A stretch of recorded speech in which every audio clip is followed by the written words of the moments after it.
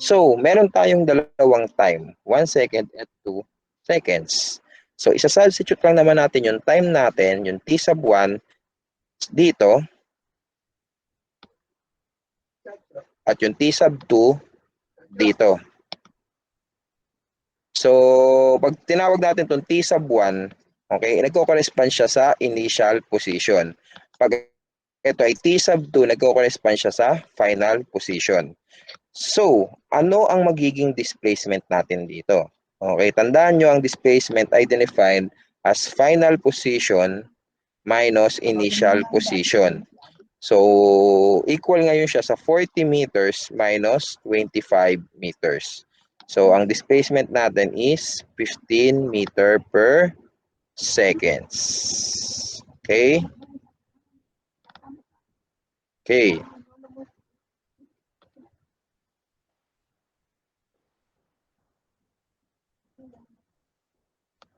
Saglit lang.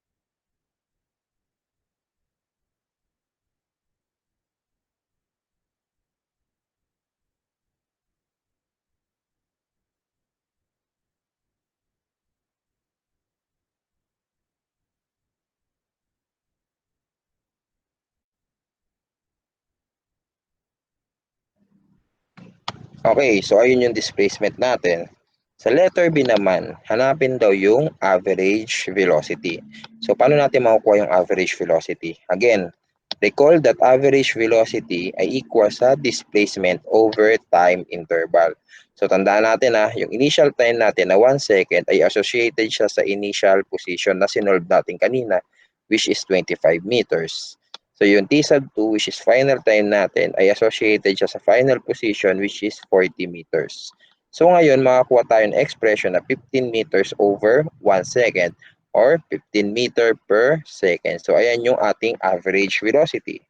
So ganun lang siya kasimple. Next, paano naman sa instantaneous velocity? So again, pag sinabi natin instantaneous velocity, we mean that it is the velocity. So simpleng velocity siya. Okay? So paano natin ma-solve ang instantaneous velocity given yung ating function na x? So yun, di ba? Ito yung function natin. So alam natin na instantaneous velocity is defined as the time derivative or the derivative of x with respect to time. So ang simple lang gagawin natin, magde-derive lang tayo, magde-derivatives. So again, ito yung function natin, i-derivatives lang natin. So pansinin niyo yung 20 meters. Okay, ang 20 meters ay walang katabing dependent variable. 20 meters lang siya, di ba? Wala siyang katabing t na dependent variable. So ano meaning ng 20 meters? Siya ay constant. So kung constant siya, anong magiging derivative ng constant? 0. Okay? Next, 5 meter per second squared ay constant din ito. Pero pansinin nyo, may katabi siyang dependent variable. So, di ba, pag rule ng derivative, pag may katabing dependent variable yan, kokopyahin lang natin yung constant, isusulat lang natin. So, ito yon. Then, anong gagawin natin sa t squared? Doon natin kukunin yung derivative ng t squared, which is simply 2t. Okay? So, anong gagawin natin? Yung constant natin times 2t lang. Kasi yung 2t na yung derivative natin na t squared. So, magiging 10 meter per second squared times time lang siya. Okay? So, ito na expression natin. So, ang hinihingi sa atin ay yung instantaneous velocity at 1 second at 2 second. Magkahiwalay nating isa-substitute yung 1 at yung 2 seconds. Malinaw ba? Isa-substitute natin saan? Dito sa ating expression. Okay, sa ating equation. So, ang lalabas na sagot sa atin ay 10 meter per second at 20 meter per second respectively. Okay? So, bago ako mag-proceed, may tanong ba kayo? Tanong. May tanong? Sir, saan uli nang galing yung 2? Doon sa derivatives. So, ito. Yun may 2t. Tama ba? Ano ba yung tanong mo? Opo. Di ba yung t squared, pag dinerivative natin tong t squared natin, anong gagawin natin? Di ba bababa natin yung exponent sa tabi? Opo, tas minus 1. Tapos minus 1 Oo, tayo. sige, sir. Sorry. Yung sa exponent, di ba? So meron tayong 2t Minus 1. 1. Okay? So, doon ang galing yung 2t natin. Tapos, minultiply lang natin yung 2t natin sa katabi niyang constant. Yung katabi niyang constant ay yung 5 meter per second squared. Kaya, naging 10 meter per second squared siya. So, ganun lang. Questions before we proceed? Wala po. Wala. Okay, so very good. Sir, meron. Ulit. May nagsalita? Sir, ako po meron. O, sige. Floyd. Sir, constant po ba yung yung formula ng function? Paano constant yung formula ng function? What do you mean by that? Hindi yung nagbabago yung formula yung Ito, function. given lang siya. So, pwede siyang magbigay ng iba pang given. So, itong binigay sa atin ngayon is given lang siya. Okay? So, sasabihin Okay naman po, sa inyo, okay, bibigay naman sa inyo yung expression na yan.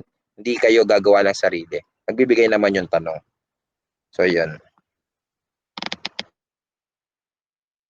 So, next, acceleration.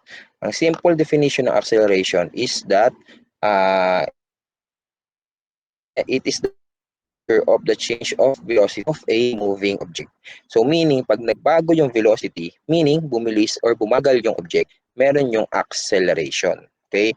Pag bumilis yung object, ibig sabihin nun, yung acceleration at velocity ay same direction. Pagka bumagal yung object, meaning nun, ang velocity at acceleration ay opposite direction. So, mamaya, ililinawin natin yung sinasabi ko. Pero ito, tandaan niyo, acceleration ay velocity ay parehas vector. So, nagmamatter sa atin yung direction ng acceleration at yung direction ng velocity. Okay, so tandaan nyo, pag may pagbabago ng velocity, dahil yun siya or meron yung acceleration. Okay, so kung may average velocity tayo, meron din naman tayong average acceleration. So, ang average acceleration natin ay defined as the change in velocity. Kanina, di ba, change or displacement, di ba, change in position or displacement. Pag sinabi natin average acceleration naman, change in velocity siya over time interval. So, yung initial velocity associated siya sa initial time, yung final velocity associated siya sa final time. Okay, so sa madaling sabi, delta V over delta T, or change in V over change in T. Okay? So, di ba, sa modules nyo, nagsasolve din kayo ng mga acceleration. May nasasolve kayo accelerations. Get. Accelerations. Di ba, kinukuha lang nyo lang naman yung area under the curve. So, yung sinosolve nyo sa inyong mga modules ay yung average acceleration. Okay? So, yun yun. So, sa inyo kasi, tinitingnan nyo lang siya sa graph, then sinosolve nyo yung area. Pero mathematically, ito ang definition ng average acceleration. Sa example tayo, an astronaut has left an orbiting spacecraft to test a new personal maneuvering unit. As she moves along a straight line, her partner on the spacecraft measures her velocity every 2 seconds starting at time equals 1 second.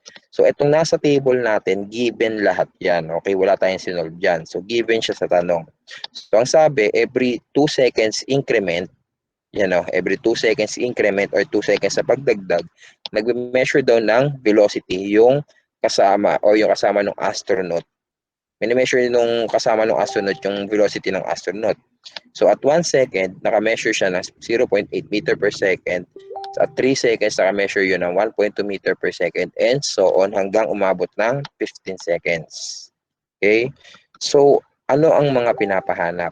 Ang pinapahanap sa atin ay yung average acceleration ng astronaut at sabihin natin kung nag-i-increase or nagdi-decrease yung ating speed, okay, speed every 2 second time interval.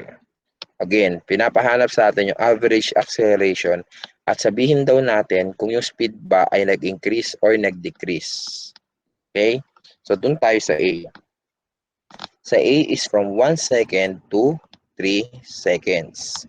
So, sa 1 second, Sa 1 second na yan, ano ang associated na velocity dyan? 0.8 meter per second. So ito yon. At 3 seconds naman, ang associated dyan is 1.2 meter per second.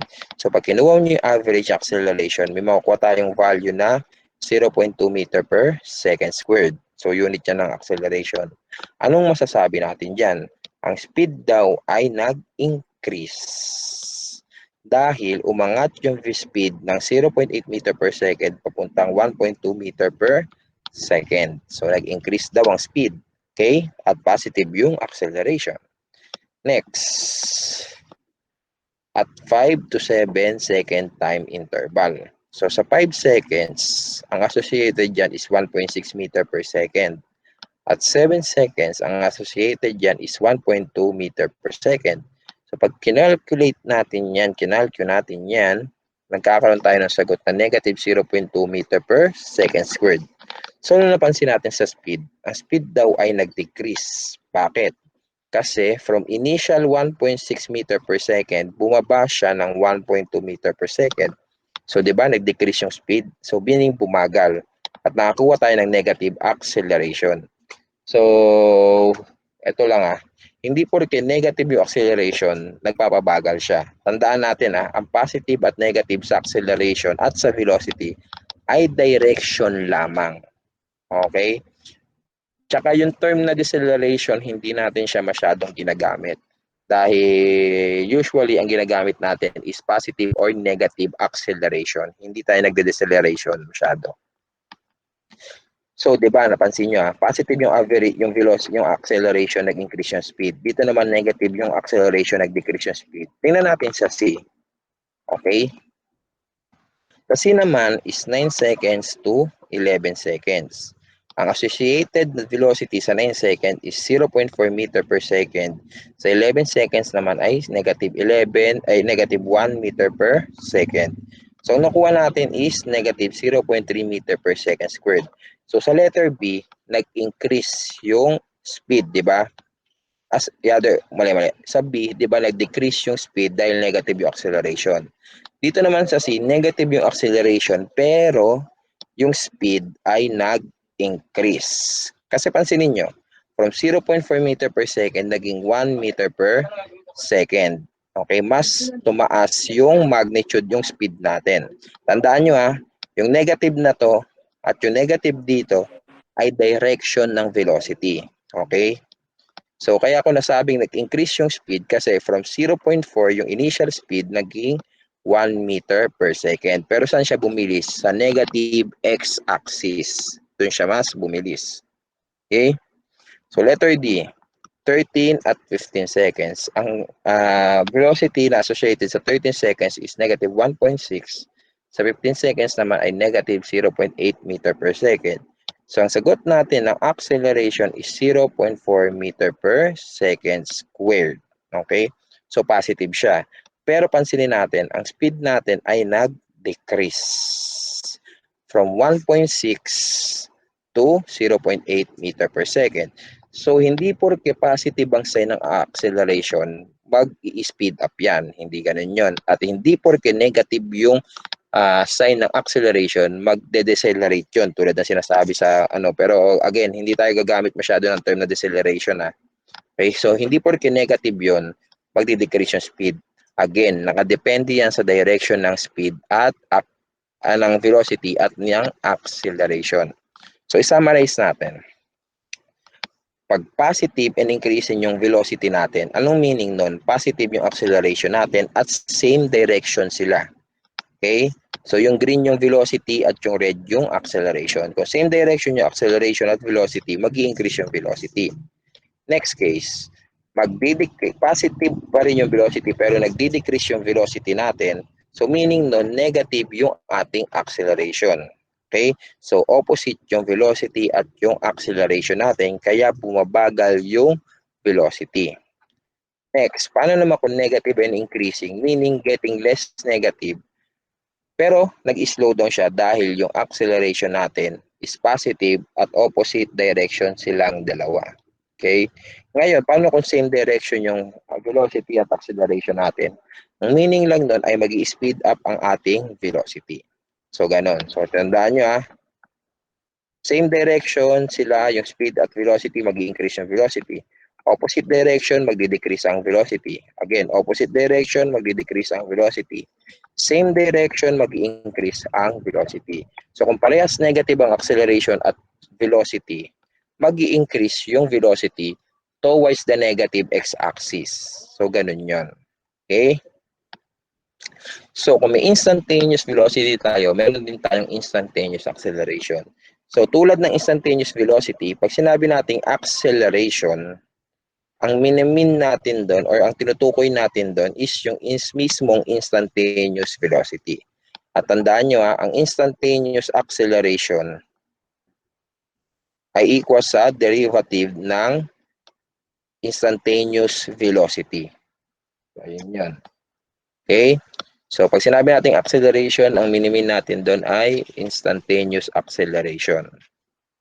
So, recall nyo lang kanina, ang velocity natin or instantaneous velocity natin ay equal sa derivative ng x over the time. Derivative k. Tama? Nare-recall yan, di ba? Nag-solve tayo niyan kanina. So, pag isang beses kung dinerivative yung x, makukuha ko yung velocity. Pag dinerivative ko yung velocity, makukuha ko yung acceleration. So, ulitin natin Pag dinerivative ko yung x with respect to time, makukuha ko yung velocity. Pag dinerivative ko yung velocity with respect to time, makukuha ko yung acceleration. So, ano meaning nun? Pag dalawang beses kung dinerivative yung x, makukuha ko yung acceleration. So, malinaw ba yun? Kaya, pag isang beses kung dinerivative yung x, makukuha ko yung velocity. Pag isang beses kung dinerivative yung velocity, makukuha ko yung acceleration. So, pag dalawang beses dinerivative yung x, makukuha yung acceleration. So, yun yun. Sample tayo. Suppose the x velocity of a car at any given time is given by the equation. Again, ito ay given lang. Yung function na to ay given. Okay? Hindi natin siya sinolve. Given talaga siya. Find the x velocity, the average x acceleration, and the instantaneous acceleration. So, doon muna tayo sa A. Given nyo sa atin yung initial time, 1 second, at final time, 3 seconds. Isa-substitute lang natin yung t sub 1, yung initial time, para makuha yung initial velocity. At t sub 2, yung final time, para sa final velocity. So, makakuha tayo ng mga ganitong numbers. Okay? So, again, initial velocity, final velocity. So, yung change ng velocity natin is final minus initial or 64.5 minus 60.5 meter per second. So, ang change in velocity natin is 4 meter per second. So, ganun lang siya kasimple. Ngayon, gusto natin isolve yung average acceleration natin. Ang average acceleration natin is change in velocity over the time interval. So again, ang t sub 2 minus t sub 1 ay simply 3 minus 1. Kaya tayo nakakuha ng 2 seconds dito. So 4 meter per second over 2 seconds ay 2 meter per second squared. So ganun ang pag-solve ng average acceleration. Ngayon, para sa velocity natin, ay sa acceleration natin or yung instantaneous acceleration natin, paano natin siya isa-solve? So again, kailangan nating i-derivative ng isang beses yung velocity para makuha yung acceleration. So ito yung function natin. Again, pansinin niyo yung 60 meter per second. Wala siyang dependent variable t. So meaning constant siya. Kung constant siya, ang value niya ay magiging 0. Okay? So again, okay, so 0.5 meter per second cube ay constant. Pero may katabi siyang t squared. So meaning, kokopyahin lang muna natin yung 0.5 meter per second cube. Then, tsaka natin i-derivative yung t squared, which is again, 2t. So multiply lang siya sa 2t. So makakuha tayo, pag pinagsama natin yung dalawang yan, makakuha tayo ng 1 meter per second cube times time. So sa equation na yan, doon pa lang natin sa substitute ng magkahiwalay yung 1 second at yung 3 seconds para makuha tayo ng 1 meter per second squared at 3 meter per second squared respectively. So before tayo mag-proceed, may tanong kayo.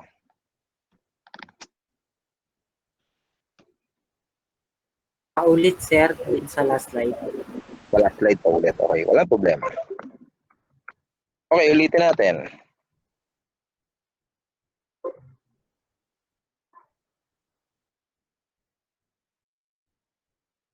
Okay, so paano natin sinasolve yung instantaneous acceleration? Okay, ito yung instantaneous acceleration, di ba? So, kailangan nating i-derivative yung velocity with respect to time. So, ano yung velocity natin kanina? Yung velocity natin ay given, which is ito. Okay? So, tandaan nyo, pag walang dependent variable yung number, which is yung t, sa case natin, ang dependent variable natin ay t. Okay, pag wala siyang dependent variable, siya ay constant. So, pag derivative natin yung 60 meter per second, siya ay equal sa 0. Okay?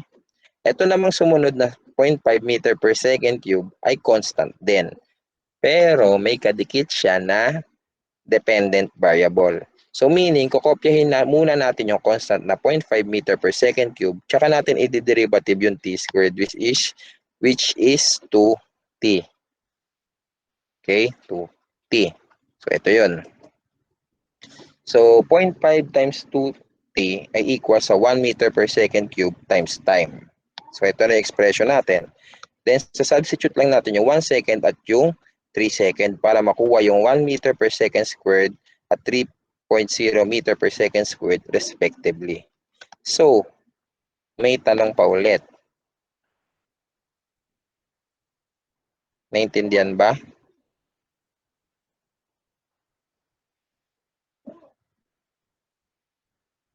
Hello?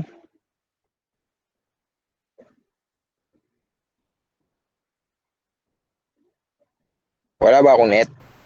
Wala na, sir, okay na. Sir, okay na po. Sure yun? Opo, gets naman po kahit paano. Okay. So, send ko naman din sa inyo yung PowerPoint kaya marireview nyo siya ulit. So, next.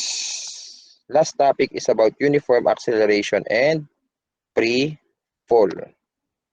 Okay, pag sinabi nating motion with constant acceleration, ano ibig sabihin natin doon? Yung velocity natin ay nag-change ng same rate throughout the motion. So, tingnan nyo to ating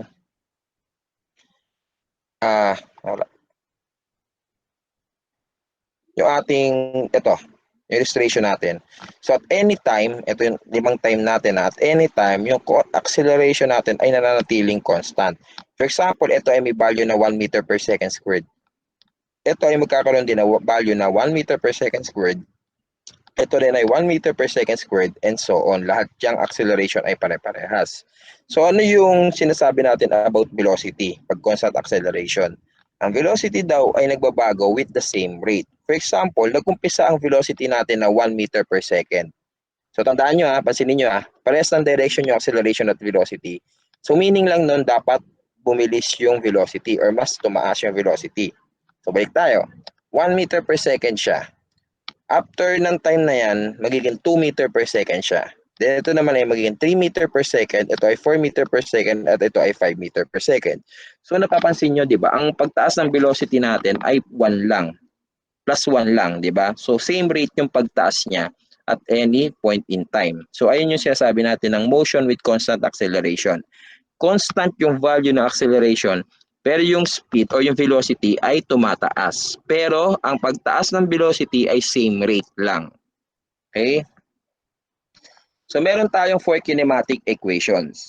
So nakita nyo naman na to, di ba? Sa unang kinematic equation natin, kung napapansin nyo, wala tayong displacement dyan. So yung x natin dito is final, yung x sub 0 is yung initial. So binago ko lang yung subscript, okay? Pero final minus initial pa rin yan. So, kung napapansin nyo, wala tayong displacement. Pero, merong time, merong velocity, at merong acceleration. So, ito ay final velocity, Kasi lahat naman ng equation na yan ay may initial velocity. So, ito ay final velocity. So, meron kang time, final velocity, at acceleration. So, meaning, pag yung dalawa dyan, kahit anong dalawa dyan given, masasolve nyo na yung pangatlo. Kunyari, given yung time, given yung final velocity, masasolve yung acceleration. Or kung given yung final velocity, given yung acceleration, masasolve yung time. So, ganon. Sa number 2 naman, ang wala dyan ay yung final velocity. So, meron niyang displacement, meron niyang time, meron niyang acceleration. So meaning, kung given yung dalawa sa tatlong may check na yan, masosolve nyo yung pangatlo. Okay? Sa 3 naman, walang time. So meaning, kung yung given nyo, kung sa given nyo, meron kayong dalawa sa tatlong ito, kunyari meron kang displacement at meron kang acceleration, kaya na natin isolve yung final velocity. So sa uli naman sa number 4, wala siyang acceleration. Okay? So check nyo yung given nyo. Kaya kayo nagsusulat ng given sa problem. Check nyo kung ano yung wala sa inyo. Kung nakita nyo wala kayong time, sa 4 na yan, ano yung dapat nyo gamitin kung wala kayong time? Yung number 3. Okay? So example tayo. A motorcyclist heading east through a small town accelerates at a constant. Okay, wait lang. Yan, okay. Accelerates at a constant. So ito na yung term na constant acceleration natin, no? Okay, 4 meter per second squared. After he leaves the city limits at time equals 0, meaning ito yung start ng motion natin, di ba? Pag time equals 0. He is 5 meters. So ito yung initial position natin. Kasi ito yung initial time do. So ito yung magiging initial position natin. Okay? Sumali. Okay, so tuloy natin. So, yung motorcycle daw ay nagbo-move east at 15 meter per second. So, illustrate natin. Again, hindi nyo isusulat, hindi kayo mag-drawing na nakamotor lang. Ang kailangan lang naman natin ay yung mga numbers lang. So, ito daw yung origin natin, yung signpost. Okay? So, yung motorcyclist daw ay nag-umpisa ng motion niya 5 meters away sa origin. So, ito yon. So, again, kaya nasa ating nasabi siya yung initial motion kasi siya yung t equals 0. So, at t equals 0, ang initial velocity niya ay 15 meter per second. At ang acceleration niya, which is constant, ay 4 meter per second squared. So, ganyan tayo maglagay ng illustration, ha. So, at time equals 2 seconds daw, ano daw yung position at ano yung velocity natin? Ayun yung hinahanap sa A. So, tingnan natin yung mga given. Sulat muna natin. Meron tayong given na acceleration. Meron tayong given na initial position. At meron tayong given na final, na initial velocity. Okay? Sa tanong, given naman yung time. So, ano kayang equation yung walang ano ba? Ano dito?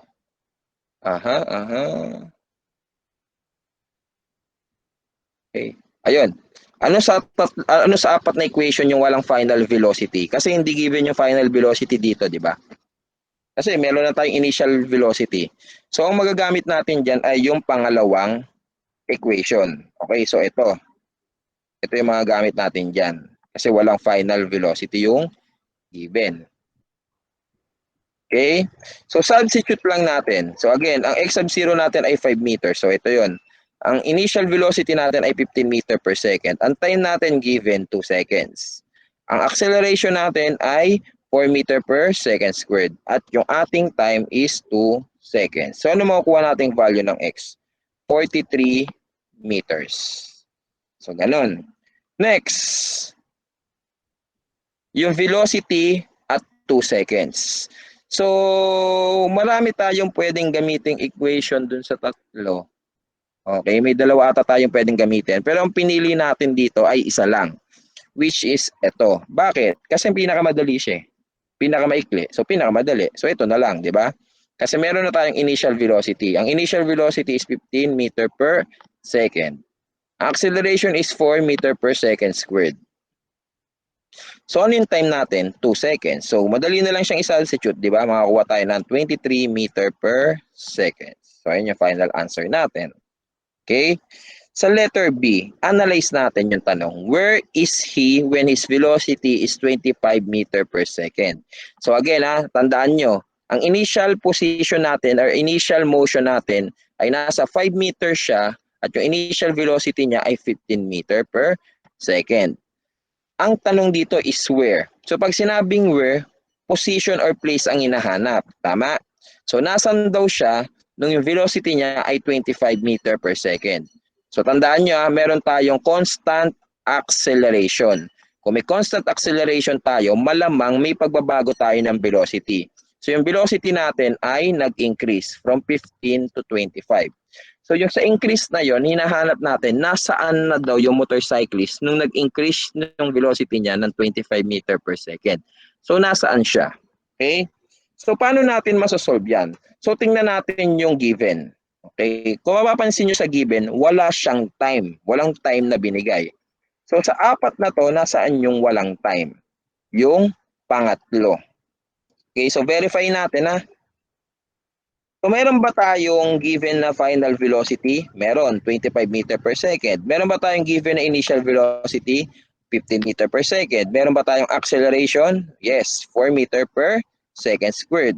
Okay? Meron ba tayong initial position? Meron. Yan. Ano ba hinahanap natin? Yung final position, yung x. So, magmamanipulate kayo ng equation. So, algebra lang yan. So, huwag kayo masyadong matakot dahil naglilipat lang tayo ng variables. So, pag ginawa nyo yan, makukuha nyo na yung x natin na equal sa x sub 0 plus final velocity squared minus initial velocity squared all over 2 times acceleration. So, sa substitute lang natin yung mga values natin, makukuha natin na 55 meter. So, sa 5 meters, ito, meron daw velocity na 15 meter per second.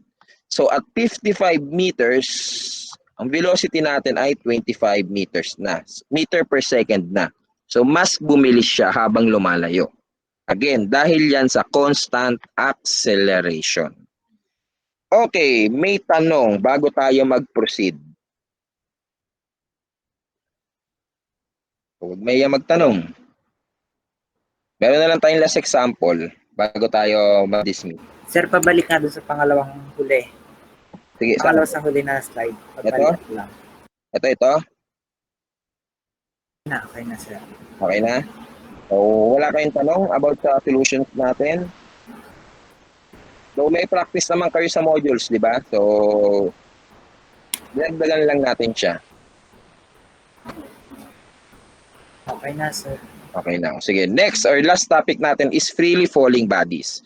Kanina horizontal yung dinidiscuss natin. Paano naman pag vertical na? Okay? So ito 'di ba? Pag may object tayong hinawakan, then binitawan natin. Anong tendency nun? Bumagsak, 'di ba?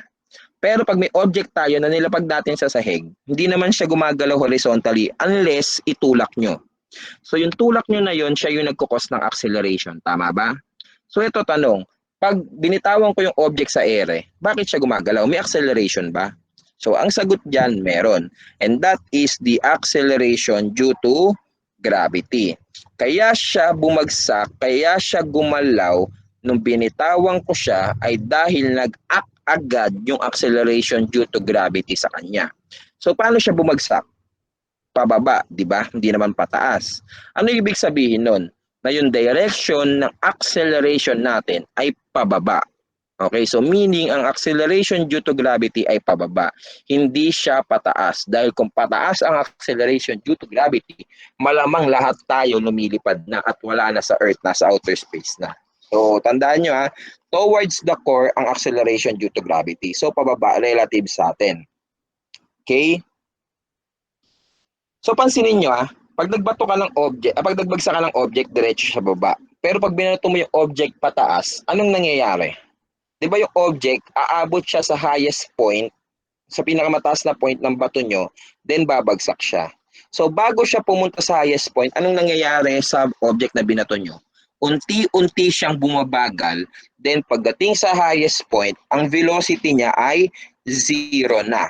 Okay, momentarily 0 yung velocity sa highest point. Then after yung highest point, babagsak na siya pababa, then pabilis siya. Okay, ulitin natin. Pag binato ko yung object pataas, unti-unti siyang bumabagal. Then sa highest point, 0 velocity. Then pagdating niya sa 0 velocity, bababa siya. Pagbaba niya, mas bumibilis siya. So ano ibig sabihin doon? Ibig sabihin nun, nung pataas yung object, yung velocity din niya pataas din. Pero yung acceleration natin, yung acceleration due to gravity ay pababa. So meaning opposite direction sila. So if unti-unting bumabagal yung velocity or bumababa yung velocity until ma-reach siya yung point ng 0 velocity sa taas. So pag nasa taas na siya, 0 velocity na siya, dun na siya bababa. At pagbaba niya, yung velocity niya pababa na rin. At again, yung acceleration due to gravity ay pababa. So ang tendency nun, mas bumilis yung pagbaba ng object natin. So ganun yun ha. Kaya ito tandaan nyo. So minodify muna pala natin yung kinematic equation natin para sa free fall ha. Pansinin nyo, lahat ng x ginawa nating y kasi nasa y-axis tayo. At lahat ng acceleration pinalitan natin ng g. Pero bukod sa pinalitan natin sila ng g, so ito yung mga g natin, yung acceleration due to gravity, yung 9.8, nilagyan natin ng negative sign sa harap nila. Okay? Bakit nilagay ng negative sign? To indicate na yung acceleration due to gravity ay pababa. Okay? So, isa-substitute nyo na lang sa G ay yung mismong 9.8. Again, 9.8 lang ilalagay nyo sa G, hindi negative 9.8 kasi yung negative ay nasa labas na. Okay, isa pang case natin. Di ba sinabi natin, pag binato natin pataas yung velocity natin, nagdi-decrease siya. So again, pag binato natin siya pataas, positive yung ating mga initial velocity. So initial velocity yun tandaan nyo pag binato natin siya, ayun yung initial velocity. Automatic yun. Basta pag minaninig kayo or minabasa kayong throw or basta throw up or throw down and any synonyms dun sa throw natin, ibig sabihin nun, initial velocity ka na agad. Okay?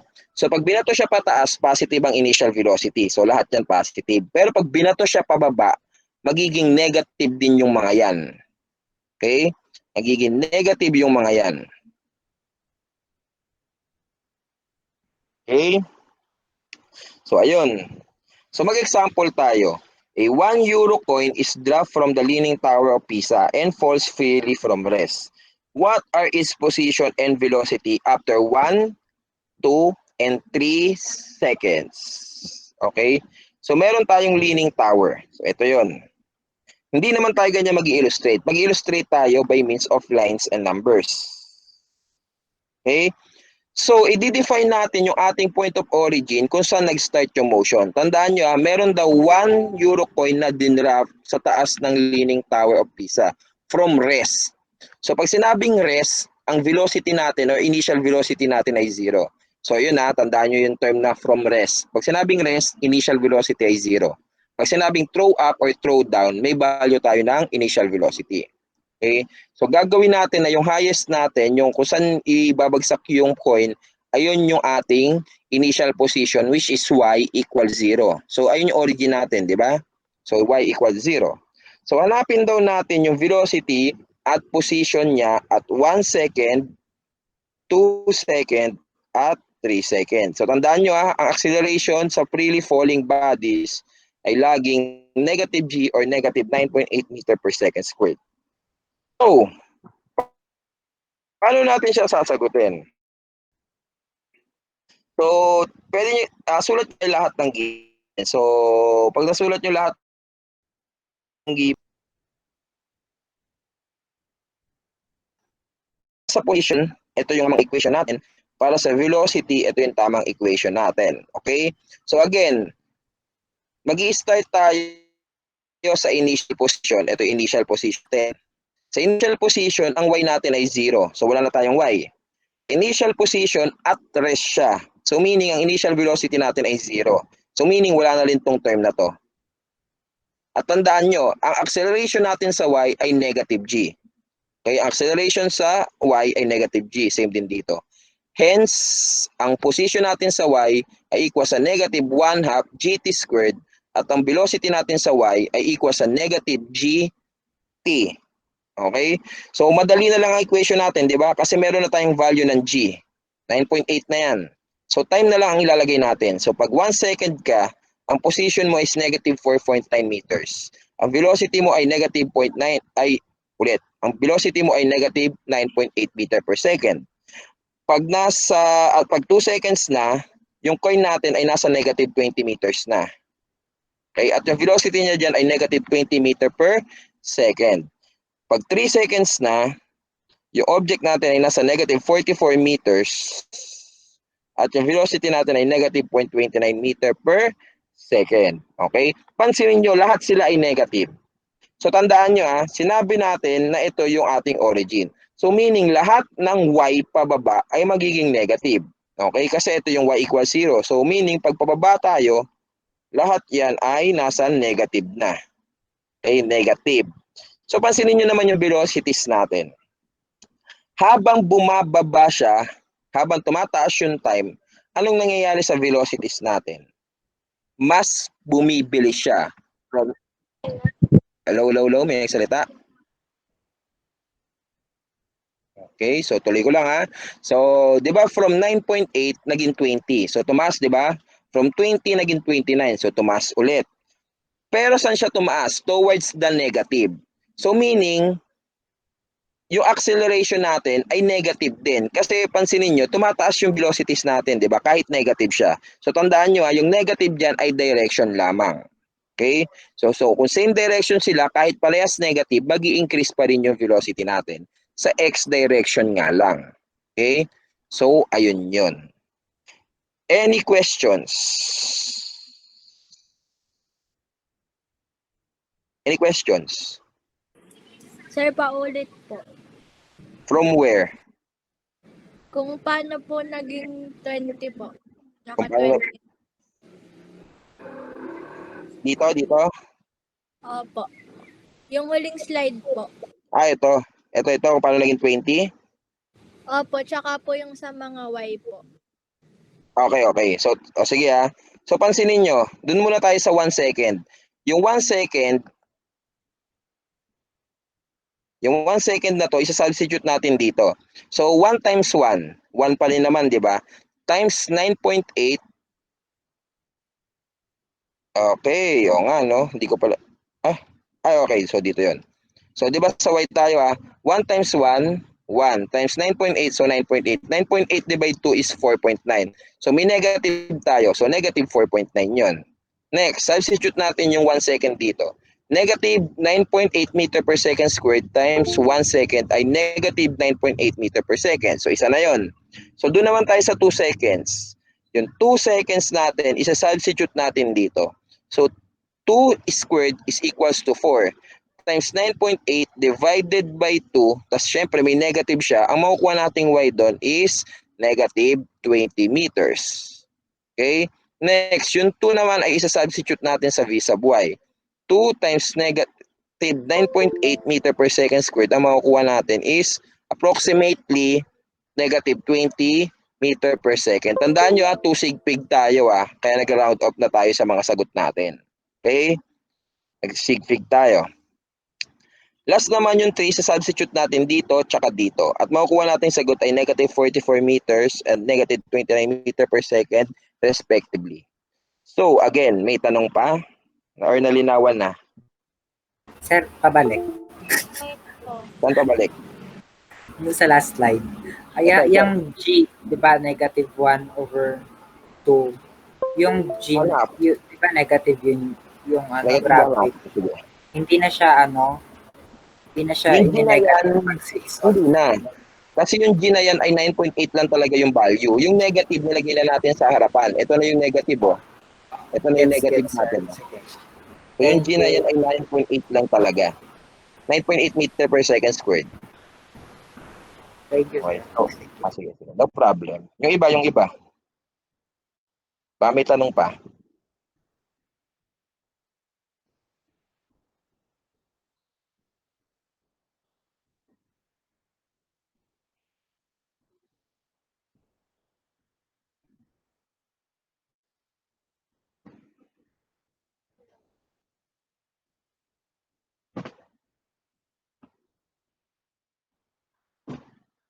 So, feeling ko wala nang tanong, no?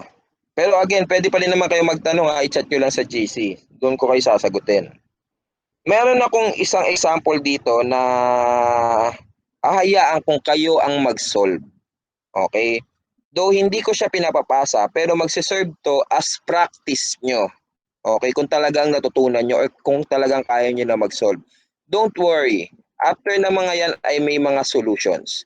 So malalaman nyo kung nasa tamang landas kayo or kailangan pa na, syempre kung kailangan nyo magtanong sa akin, matatanong nyo naman ako. Okay? So wag lang kakalimutan isulat yung solutions at I mean yung given at wag kakalimutan ng illustration.